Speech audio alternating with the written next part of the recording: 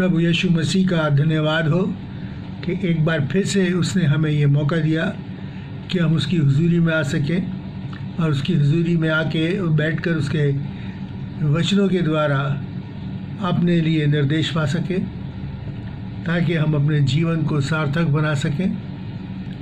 प्रभु आप सबको आशीष दे।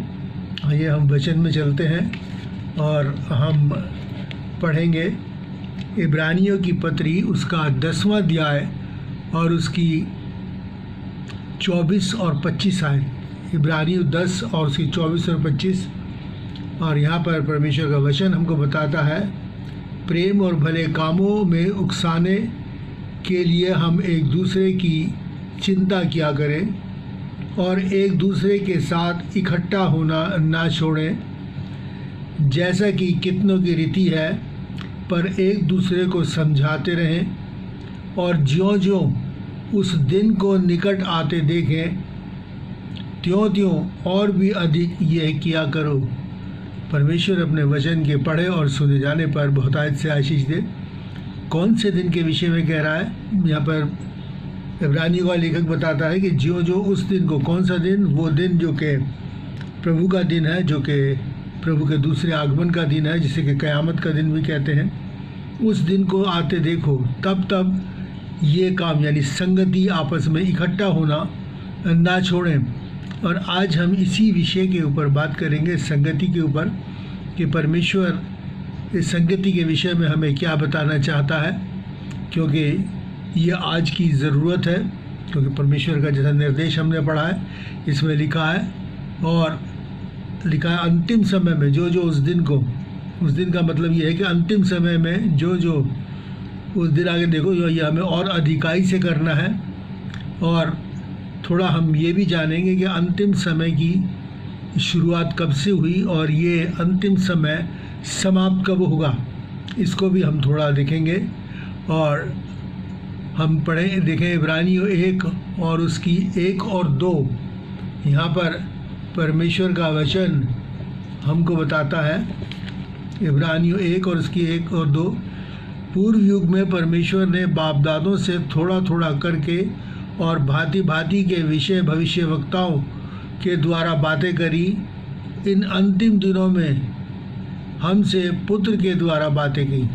इन अंतिम दिनों में उसने पुत्र के द्वारा बातें करी, यानी प्रभु यीशु मसीह के द्वारा हमसे बातें करी, मानव जाति से बातें करी।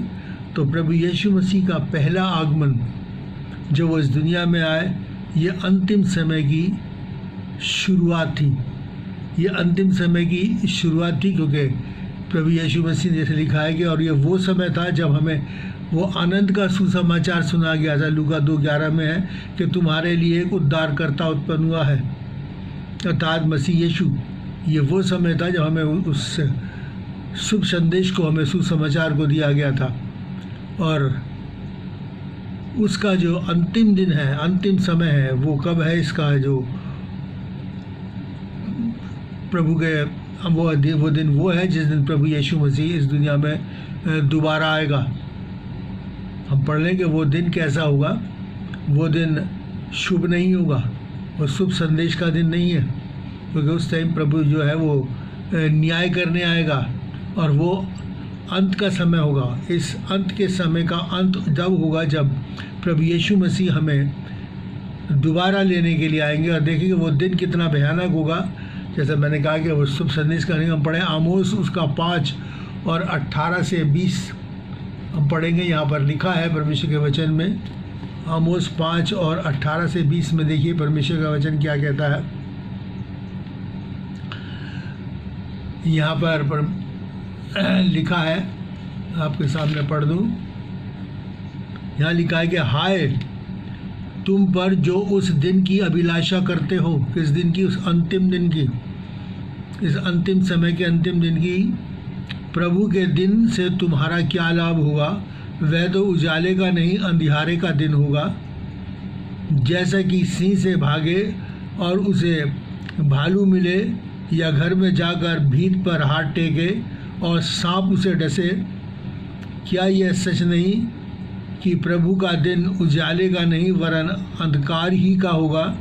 हाँ, ऐसे घोर अंधकार का जिसमें कुछ चमक नहीं। मतलब वो दिन जो है प्रभु का उन लोगों के लिए जो उसके आज्ञाकारी नहीं रहे, उनके लिए बहुत बड़े विनाश का दिन होगा। जहाँ कहीं भी जाएंगे विनाश ही विनाश नज़र आएगा। जैसे कि लिखा, अगर वो शेर से बचता है, ये उदाहरण है, तो उसे भालू मिलेगा। अगर वो दीवार पे हाथ रखता है तो उसे अपने सहारे के लिए, तो उसे सांप डसेगा। मतलब उस दिन महाविनाश का वो दिन होगा, शुभ समाचार का या आनंद के समाचार का नहीं होगा। और इसी के साथ साथ अगर हम यहाँ पर देखें सपनिया 1 और उसकी 14 से 18, सपनिया 1 उसकी 14 से 18 में देखिए परमेश्वर का वचन यहाँ पर क्या बताता है। उसी अंतिम दिन के विषय में, अंतिम समय के अंतिम दिन के विषय में लिखा है कि यहोवा का भयानक दिन निकट है और वह बहुत वेग से चला आता है, स्पीड से। यहोवा के दिन का शब्द सुन पड़ता है, महावीर दुख के मारे चिल्लाता है। वह रोष का दिन होगा, वो संकट और सकेटी का दिन होगा, वह उजाड़ और विनाश का दिन होगा, वो अंधेर और घोर अंधकार का दिन होगा, वह बादल और काली घटा का दिन होगा, वह गढ़ वाले नगरों और ऊंचे गुम्बटों के विरुद्ध नरसिंगा फूंकने और ललकारने का दिन होगा। मैं मनुष्यों को संकट में डालूंगा, वे अंधों के समान चलेंगे, क्योंकि उन्होंने प्रभु के विरुद्ध पाप किया। उनका लहू धूलि के समान और उनका मांस विष्ठा के समान फेंक दिया जाएगा। यहोवा के रोष के दिन में ना तो चांदी से उनका बचाव होगा, ना सोने से, क्योंकि उसके जलन की आग से सारी पृथ्वी भस्म हो जाएगी और वह सारे रहने वालों को घबराकर उनका अंत कर डालेगा।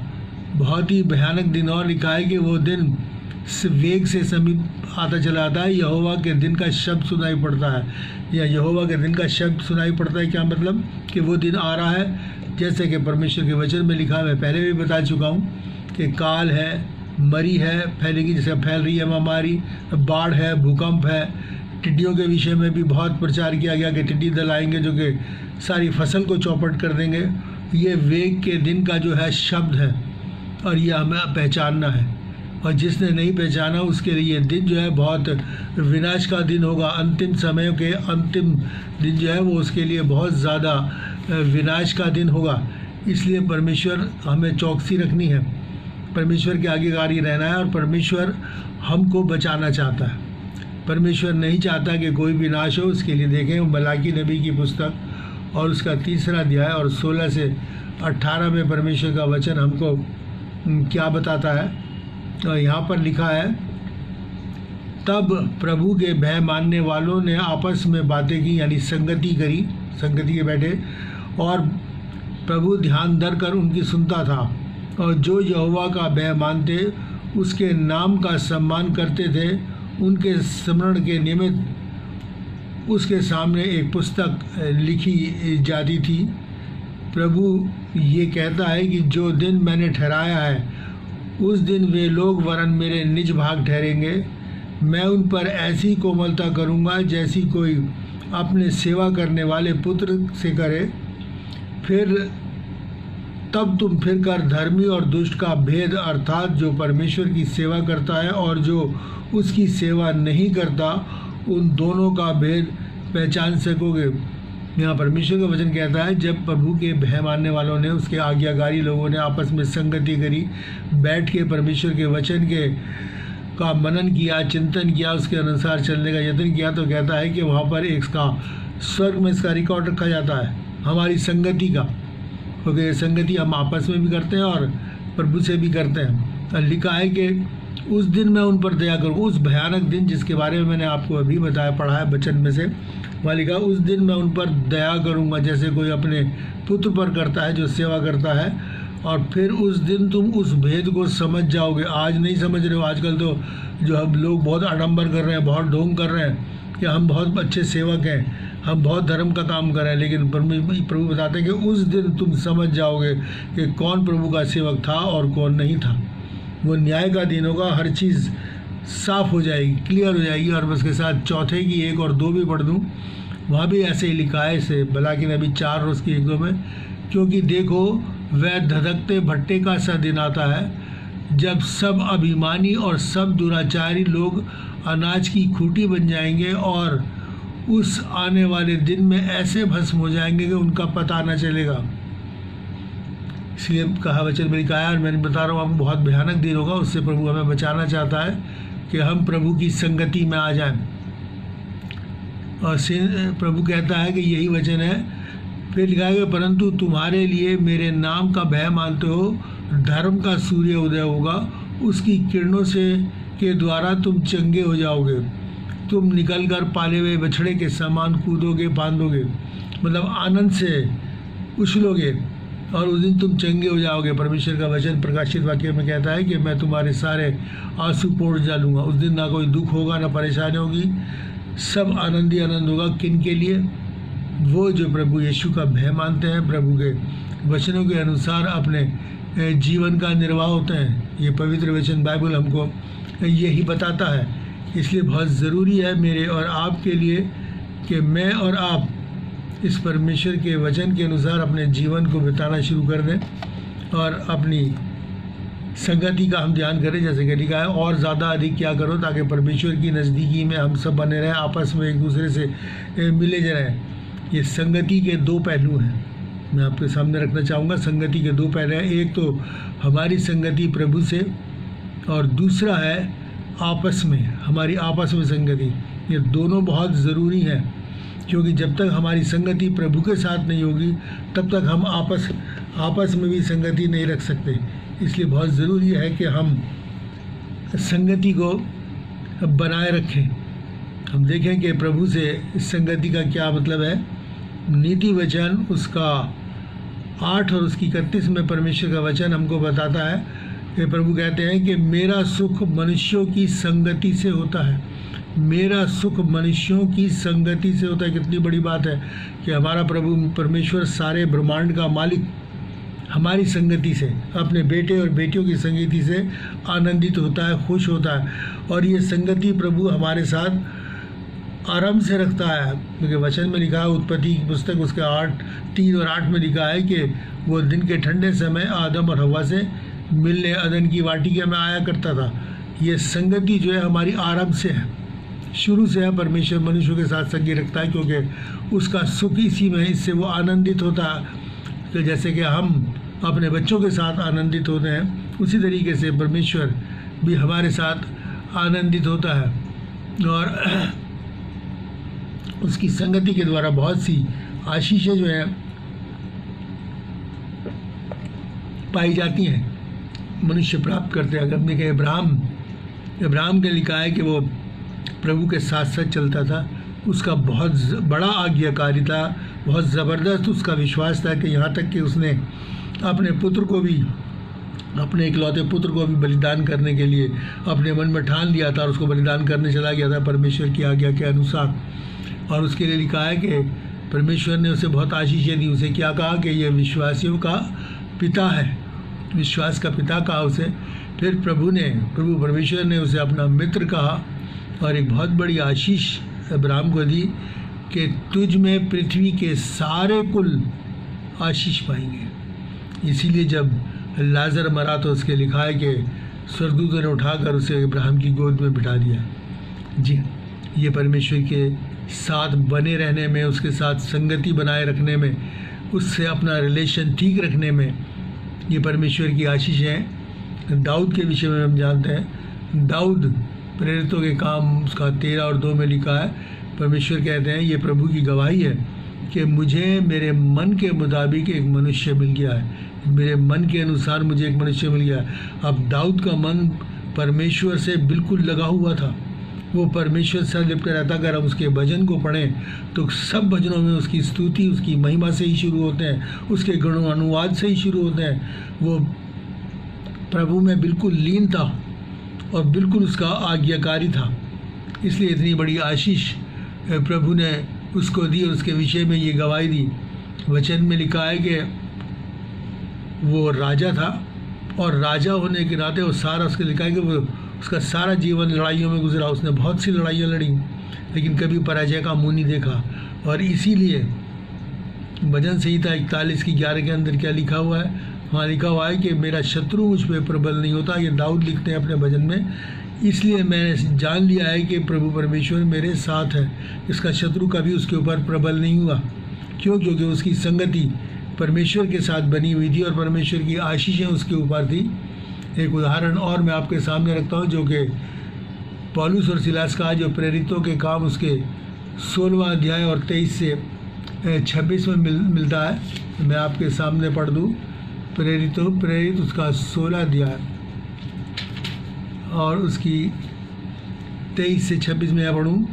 जब पौलुस और सिलास को कैद बंदी गृह में डाल दिया था, यहाँ लिखा है, तब भीड़ के लोग उनके विरोध में इकट्ठे होकर चढ़ाए और हाकिमों ने उनके कपड़े उतार डाले और उन्हें बेंत मारने की आज्ञा दी। बहुत बेंत लगवाकर उन्हें बंदी गृह में डाल दिया और दरोगा को आज्ञा दी कि उन्हें चौकसी से रखे।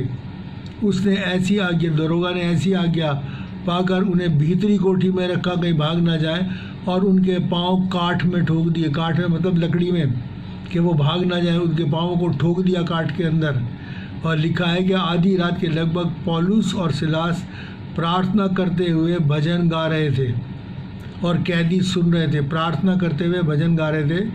इतने में एकाएक बड़ा भूकंप आया, यहाँ तक कि बंदी गृह की नींव हिल गई और तुरंत सब द्वार खुल गए और सबके बंधन खुल गए। एक बड़ा भूकंप हुआ और पौलुस और सिलास क्या कर रहे थे?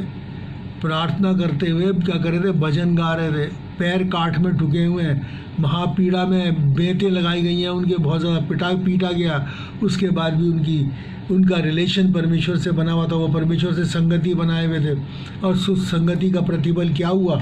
उस संगति का प्रतिफल ये हुआ कि एक बड़ा भूकंप आया परमेश्वर की ओर से और उनके बंधन खुल गए, सारे द्वार खुल गए और वो आज़ाद हो गए।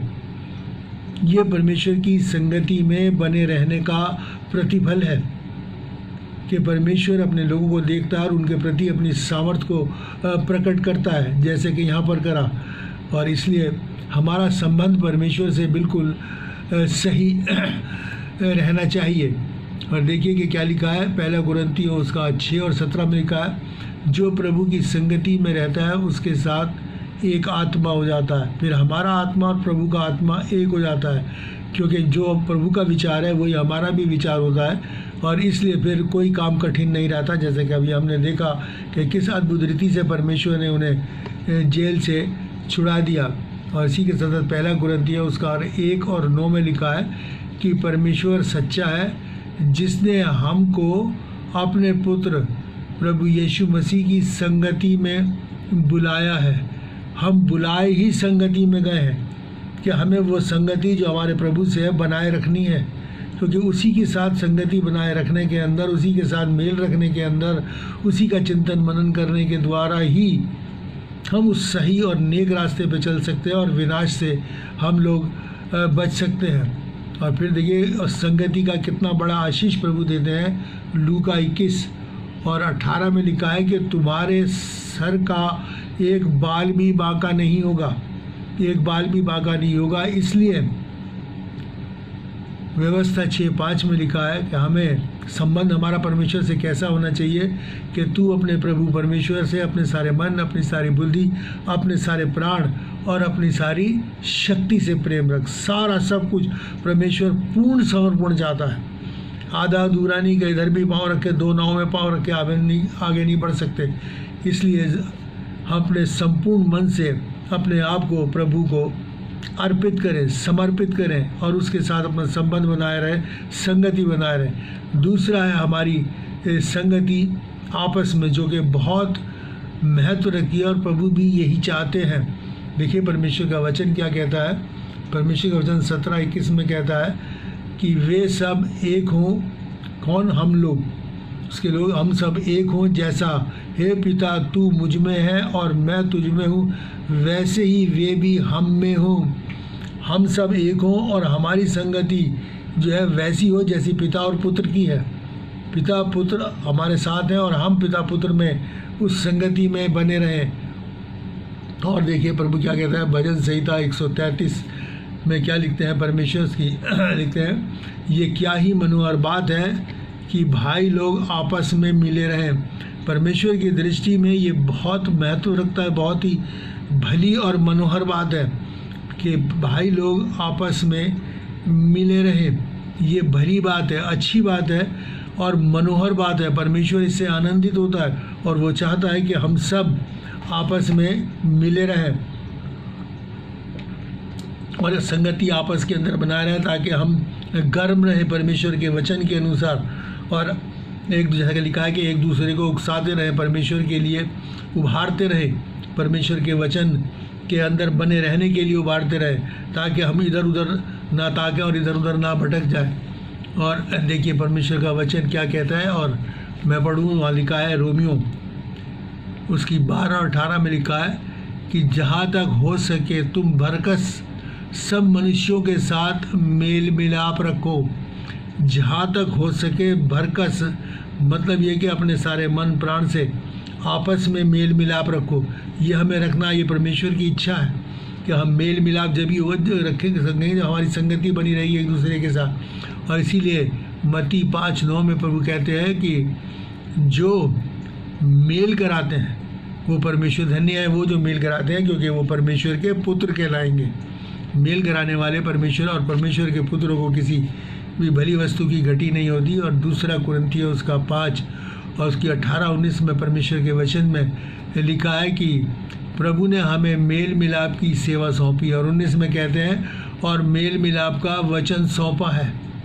मेल हमें सेवा ही मेल मिलाप की दी गई है कि आपस में मेल मिलाप रखें। और ये वचन जो हमको मिला है, ये मिला ही हमें इसलिए कि हम आपस में मेल मिलाप रखें, क्योंकि एक शत्रुता पाप के कारण आ गई थी मनुष्यों में। इसीलिए इब्राहिम के आदम का जो बच्चे था उसने क्या करा, अपने भाई का खून करा पहला, क्योंकि ये शत्रुता आ गई थी। और परमेश्वर इस शत्रुता को हमारे अंदर से मनुष्यों में से मिटाना चाहते हैं। और मत्ती 5 और उसकी 44 में परमेश्वर का वचन हमको बताता है कि मैं तुमसे कहता हूँ कि अपने बैरियों से प्रेम रखो और अपने सताने वालों के लिए प्रार्थना करो। ये है वो मेल मिलाप की सेवा। अपने से तो सभी प्रेम करते हैं, लेकिन मेल मिलाप की बात तो जब ही होगी जब मेल किससे होगा। अगर कोई हमारे से मन में मन मुटाव है किसी का हमारे प्रति, तो वो कहते हैं कि मेल करो।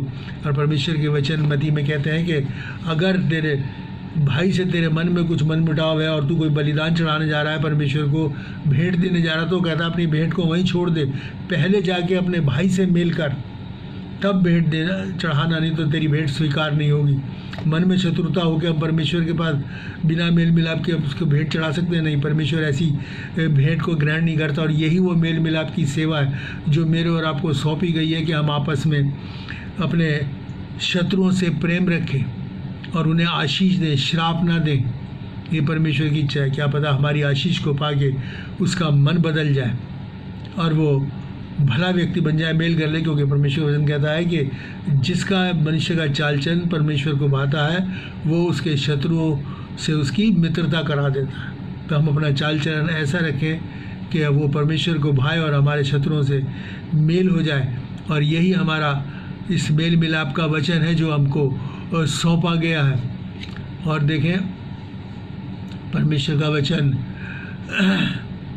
क्या लिखा है, 2 कुरिन्थियों 5:20 में कहता है, पौलुस फरमाते हैं कि परमेश्वर के साथ मेल मिलाप कर लो, अपना संबंध उसके साथ बना के रखो ताकि हमारा आपस का संबंध ठीक बने, प्रभु का प्रेम हमारे हृदयों के अंदर कार्य करे। इब्रानियों 12 और 14 में बड़ी अच्छी बात लिखी है। यहाँ पर परमेश्वर का वचन हमको बताता है, सबसे मेल मिलाप रखने और उस पवित्रता के खोजी हो जिसके बिना कोई प्रभु को कदापि ना देख सकेगा, जिसके बिना कभी भी कोई भी प्रभु को देख नहीं सकता। इसलिए ये मेल मिलाप हमें करना है। उस मेल मिलाप ही जो परमेश्वर को पसंद है, ये हमारी पवित्रता को भी दर्शाता है कि हम परमेश्वर के अनुयायी हैं, उसके आज्ञाकारी हैं। उसने हमें मेल का संदेश दिया, उस मेल के संदेश के अनुसार हम चल रहे हैं। और अगर हम ये नहीं रखेंगे, आपस में मेल, आपस में संगति नहीं करेंगे, तो लगता है कि कोई भी कदापि प्रभु को नहीं देख सकता, उसका स्वर्ग के जीवन से कोई संबंध नहीं रह जाएगा। ये परमेश्वर का वचन कहता है। और देखिए बड़ी अच्छी बात मैं आपको यहाँ पर बताना चाहूँगा कि परमेश्वर का वचन भी ये कहता है कि किसी भी देश की सुख, समृद्धि और शांति उस देश के विश्वासी लोगों, उन लोगों के ऊपर निर्भर करती है जो प्रभु के आज्ञाकारी हैं, जो प्रभु के आज्ञाकारी हैं। क्यों? देखिए परमेश्वर का वचन क्या कहता है। वो कहता है, दूसरा इतिहास उसकी 7 और 14 में लिखा है कि यदि मेरी प्रजा के लोग जो मेरे कहलाते हैं दीन होकर प्रार्थना करें तो मैं स्वर्ग से सुनकर उनके देश को ज्यों का त्यों कर दूंगा। तो मैं स्वर्ग से सुनकर उनके देश को ज्यों का त्यों कर दूंगा, मतलब बिल्कुल सुख समृद्धि और शांति लौटा दूंगा। इस देश में शांति बनी रहेगी, चैन आराम और इत्मीनान बना रहेगा। कौन करे? अगर प्रभु के जो लोग हैं, जो प्रभु के आज्ञाकारी हैं, वो दीन होकर प्रार्थना करें। इसलिए ज़रूरी है कि हम सब अपने आप को दीन करें, नम्र करें, क्योंकि ये प्रभु का स्वभाव है, और अपने देश के लिए प्रार्थना करें। हमारे चर्च में लगातार उस देश के लिए, हम अपने देश के लिए, अपने नेताओं के लिए प्रार्थना करते हैं। हम अपनी पर्सनल प्रेयर में भी देश के लिए प्रार्थना करते हैं, क्योंकि हम चाहते हैं कि इस देश में सुख और शांति बने। क्योंकि उसने लिखा है कि मेरी प्रजा के लोग, हम उसकी प्रजा हैं, अगर हम दीन होकर प्रार्थना करेंगे तो इस देश में सुख समृद्धि और शांति कायम होगी। और फिलिपियों 2:2 में परमेश्वर का वचन हमको बताता है कि मेरा ये आनंद पूरा करो कि एक मन, एक प्रेम, एक चित्त और एक मन सा रखो, हर बात में एक ही रहो। और देखिए, और कुलसियों 2:2 में लिखा है कि आपस में गठे रहो, प्रेम में, इस मेल मिलाप में, इस संबंध में, इस संगति में आपस में एकजुट रहो, बिल्कुल मिले रहो। इसकी बहुत ज़रूरत है। और एक और मैं आपके सामने उदाहरण देना चाहूँगा, जो कि प्रेरितों के काम और उसके 12 और 5 से 7 में लिखा है। यहाँ पतरस, जो प्रभु यीशु मसीह के चेले थे, उनके विषय में है। यहाँ लिखा है कि बंदीगृह में पतरस बंद था, परंतु कलीसिया के उसके लिए लौ लगाकर परमेश्वर से प्रार्थना कर रही थी। और देखिए क्या लिखा है कि उसी रात पतरस 2 जंजीरों में बंधा हुआ और 2 सिपाहियों के बीच में सो रहा था, और पहरवे द्वार पर बंदी गृह की रखवाली कर रहे थे।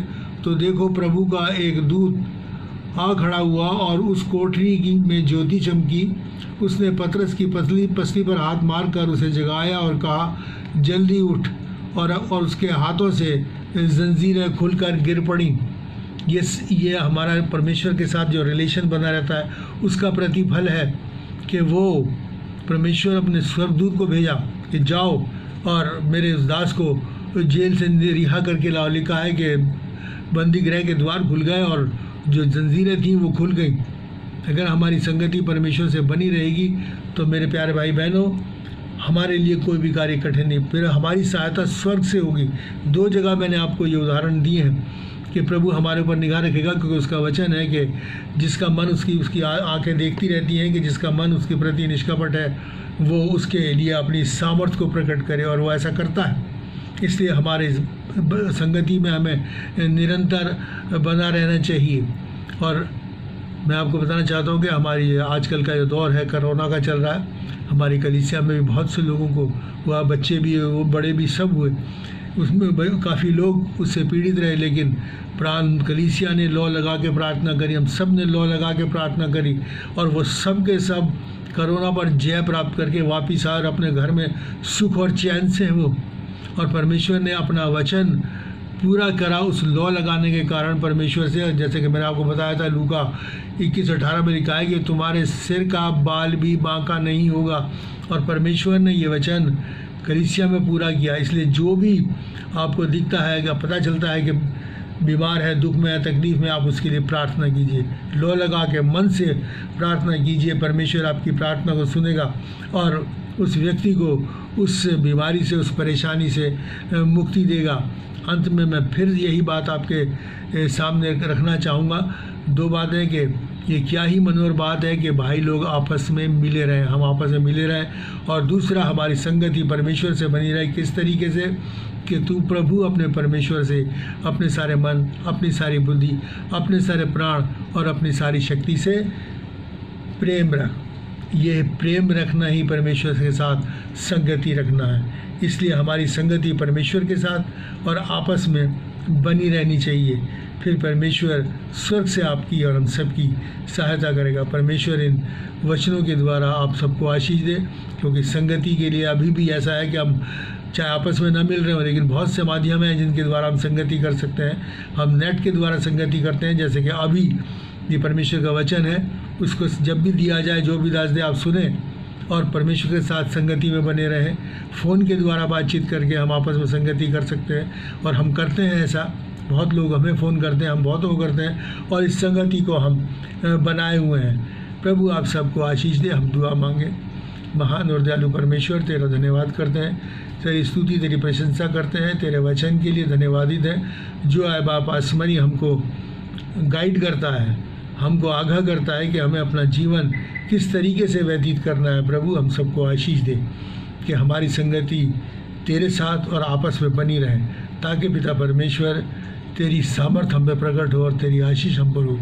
जितने भी लोग किसी भी दुख और तकलीफ और परेशानी में पीड़ित हैं, उन सबको तेरे सम्मुख उठाते हैं। उन सब की दुख तकलीफ परेशानियों को दूर कर, हम दीन होकर तुझसे प्रार्थना करते हैं प्यारे बाप आसमानी, कि हमारी प्रार्थना को प्रभु यीशु मसीह नासरी के नाम में सुन, ग्रहण कर और सबको आशीष दे। प्रभु यीशु के नाम से मांगते हैं, आमीन। और अब हमारे खुदावंद यीशु मसीह का फजल, खुदा बाप की मोहब्बत और पाक रूह की रिफ़ाक़त हम सब के साथ, तमाम मसीह ईमानदारों के साथ अब से लेकर हमेशा तक होती रहे। प्रभु आप सबको आशीष दे। मैं फिर से वही बात करना चाहूँगा, इस संगति को बनाए रखने का एक और तरीका भी ये है कि आप वचन को शेयर करें, सब्सक्राइब करें, ताकि इस वचन के साथ और लोगों की भी संगति हो सके। और प्रभु आपको आशीष दे, क्योंकि इसका प्रतिफल बहुत बड़ा है, जैसे कि हमने अभी वचन के अंदर भी पढ़ा कि जो प्रभु की संगति में बना रहता है। और आपका फ़र्ज़ बनता है कि इस संगति को हम आगे बढ़ाएं, ताकि और बहुत से लोग वचन से जुड़ सकें और परमेश्वर को जाने, उसका आज्ञाकारी रहें और तमाम परमेश्वर की आशीषों को प्राप्त कर सकें। God bless you.